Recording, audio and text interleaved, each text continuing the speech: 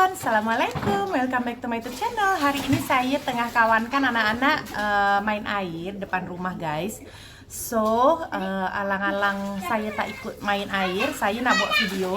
Saya baru teringat disebabkan beberapa hari ini macam dekat rumah ni macam ada suara-suara pelik kan. Jadi saya teringat tau, saya nak cerita macam mana dulu masa saya pregnant Ahmad. Saya sempat balik kampung, saya sempat balik ke Indonesia 3 bulan. Saya lama dekat Indonesia dari sebelum raya sampailah setelah raya. Dari saya pregnant 4 bulan sampai 6 bulan saya baru masuk Malaysia lagi, hinggalah saya bersalin dekat Malaysia ya. So dekat Indonesia tu saya tak sebut kotanya dekat mana. Yang penting memang ini pengalaman pribadi saya lah. Saya tak sebut kotanya, saya tak sebut provinsinya ya. Pokoknya saya pulang kampung ceritanya. Nah udah kayak gitu berjalan biasa aja tuh, biasa pregnant biasa. Waktu itu saya belum belum cek lagi tahu jantina anak saya ni apa. Tiba pada satu masa saya dengar suara Pontianak. Ya Allah, korang bayangkan, saya terdengar suara Pontianak, dia macam gelak-gelak macam tu. Macam tu kan. So saya katalah dengan kakak saya yang kat rumah, saya katakan, "Kak, dengar tak suara tu?"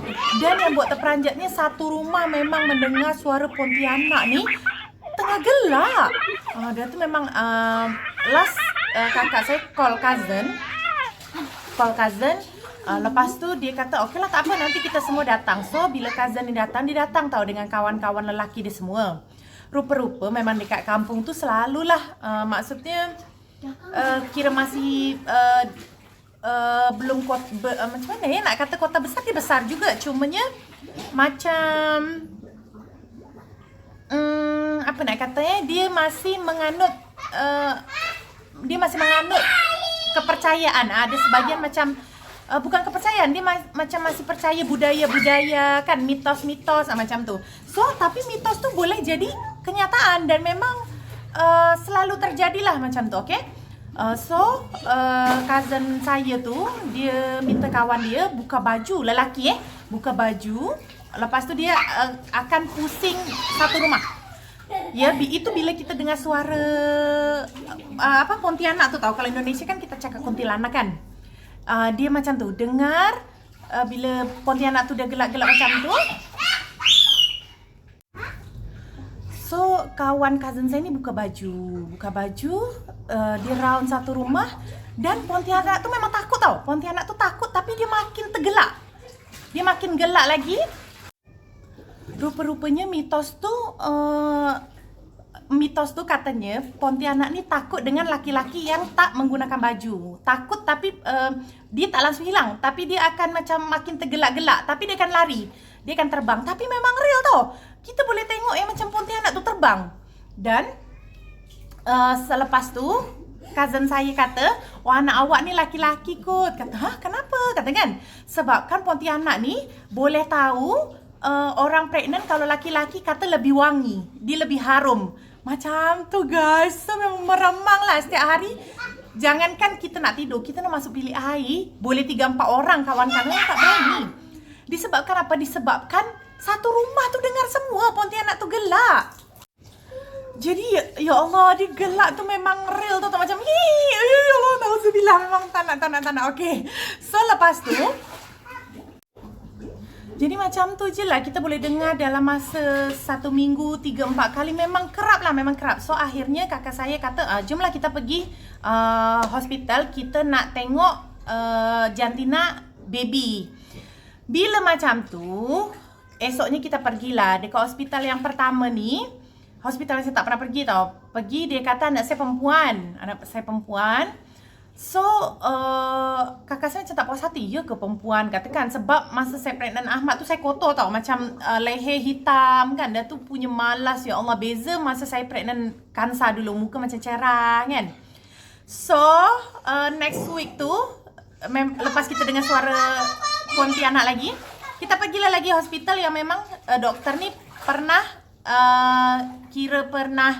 jaga masa saya pregnant Kansa. So pergi, bila jumpa doktor tu, Doktor tu kata, oh ni lelaki, nampaklah dah ada telur. Terus dia tunjuk lah, nampaklah ni ada telur ya. Batangnya pun ada, dia kata. So, call lah suami kan, kata anak lelaki. Dah tu ceritalah juga dengan suami.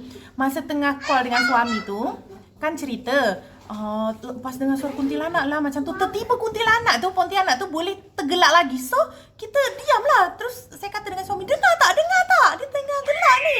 Terus matikan phone. Ya Allah, meremang lah, memang meremang gila. Akhirnya, bila dah bercerita-cerita macam tu, memang kerap tau dengar-dengar macam tu. Tapi tak adalah.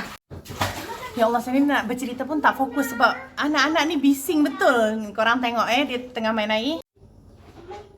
Macam tu dia orang tengah main air, bising-bising. Jadi saya nak bercerita pun otak saya macam tak fokus. Apa dek? Tak ada. Tembak-tembak pakai tu. Kalau tak, dah siap ming-mingnya, okey? Tu, tengok tembak-tembak tu. Tak ada. Macam manalah nak fokus bercerita, guys. Okey, kejap lah. Kita lanjutkan bercerita lagi. Ahmad, bye-bye guys dulu. Bye guys. Ahmad, basah. Bye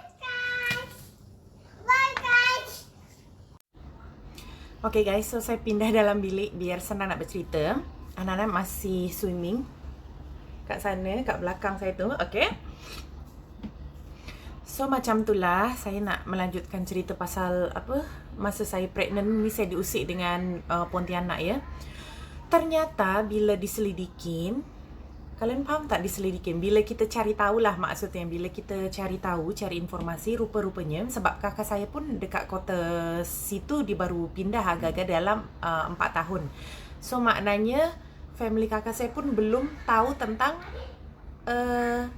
macam mana kampung tu sebenarnya ya.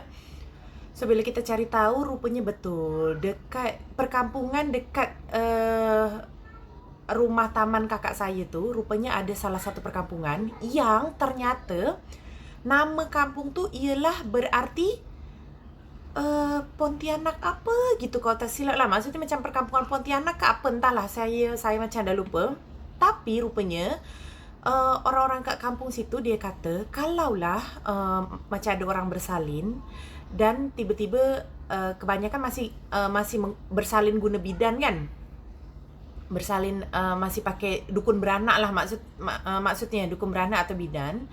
Dan bila bidan tu tolong kita bersalin, lepas tu anak kita tiba-tiba macam mati lemas, badan jadi putih, korang cepat-cepat kena pergi ke kampung tu. Rupanya korang ada jumpa satu apa ayatnya kalau dekat Indonesia macam ininya lah, macam ketua kampungnya.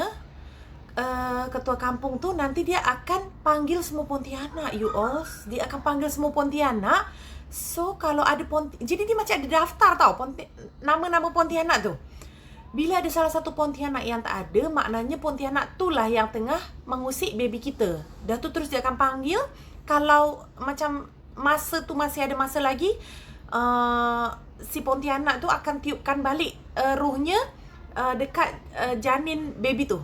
Jadi baby tu boleh hidup lagi. Dan itu memang kisah nyata ya. Kisah nyata. Bukan berarti dekat cerita ni saya nak bercerita musyrik atau macam mana. Disebabkan memang ini kisah hidup yang saya alami.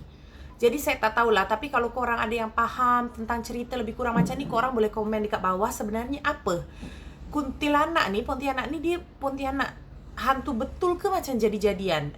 Itu pun saya tak pasti disebabkan ialah maksudnya kalau hantu betul, iya ke sampai ada orang yang boleh nak macam absen dia, boleh nak kata nak susah, dia boleh macam nak mengira siapa-siapa je Pontianak yang tengah tak ada. Kan, jadi macam sampailah detik ini saya masih dilema sebenarnya tentang kes Pontianak yang saya rasakan. Okay, lepas tu jadi memang terus cakap lah memang tak boleh lah dekat sini, katakan yelah ngeri bukan apa-apa kita. Sebab memang kejadian tu memang jiran-jirannya kakak saya yang bercerita. Dia kata memang betul tu yang bila ada orang pregnant, memang kita kena sampaikan betul-betul cerita ni. Kita kena tahu rumah ketua kampung tu, antisipasilah kalau terjadi apa-apa, kita dah tahu apa yang harus kita buat. Macam tu guys. So apa ya, maksudnya korang boleh mencerna tak apa cerita saya. Jadi maksudnya apa yang kelakarnya lagi tu lah, saya kata dia takut dengan lelaki yang buka baju. Jadi nanti lelaki buka baju tu dia akan round rumah kita, round aja lah dia jalan kan. Nanti Pontianak tu memang akan takut. Dia akan terbang, tapi terbang dia tu sekali dengan gelakkan dia. Macam tu guys. Dan memang ya Allah, na'udzubillah, saya masih ingat lagi. Maksudnya saya selalu terngiang bentuk badan dia. Memang dia tak tunjuk muka, rambut dia panjang, tapi ya Allah, korang boleh, ya Allah, astagfirullahaladzim, korang boleh terbayang tak dengan dia, dengan baju putih dia, kita nampak dia terbang dengan suara tu yang buat saya macam meremang, tak boleh tahan suara dia, ya Allah. So macam tu lah yang buat memang saya ni, kakak saya pun kata, oh rupanya macam tu siap ada ketua kampung yang boleh panggil mana-mana semua list Pontianak tu. Kalau sampai tak ada, maknanya Pontianak tu lah yang tengah mengerjakan kita, anak kita, maksudnya macam tu. Memang ini cerita yang saya akan ingat sampai saya tua nantilah. So guys, itu ialah cerita pengalaman hidup saya. Korang kalau suka dengan cerita-cerita saya, korang boleh komen. Jadi selain video resipi-resipi, saya akan sharing cerita-cerita pengalaman hidup. Tapi apa yang saya ceritakan ialah pengalaman yang memang true story antara saya atau family saya rasakan. Ya, saya tak ada ambil cerita daripada orang, cerita daripada TV, no. Okay, so korang boleh komen. Ialah siapa tahu boring nak tengok resipi-resipi je, saya boleh selingkan cerita-cerita tentang kehidupan saya di Indonesia, di Malaysia, cerita-cerita seram. Sebab memang alhamdulillahnya dekat hidup saya banyak mengalami cerita-cerita seram sebenarnya. Okay, so jangan lupa untuk tekan like, comment, subscribe, share video ni agar video saya lagi berkembang guys. Thank you for watching. Assalamualaikum.